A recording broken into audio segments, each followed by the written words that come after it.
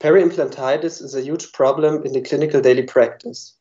Reducing the degree and the incidence of these infections by using a new alternative implant material like Zirconia would be a huge benefit for our patients.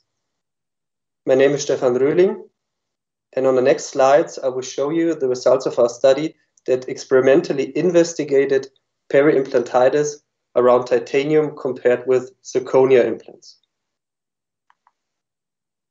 Currently, the most often used material for the fabrication of dental implants is titanium.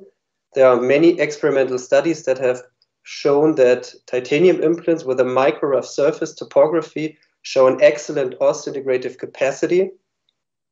In addition to that, we have many clinical studies that reported survival and success rates of more than 95% for investigation periods up to and after 10 years of functional loading. But apart from these positive facts, we have also some negative facts that have to be mentioned, and probably one of the most important ones are infections around titanium implants. When we talk about infections around titanium implants, we have those infections that are limited to the peri-implant soft tissues, to the peri-implant mucosa, and we call those infections mucositis.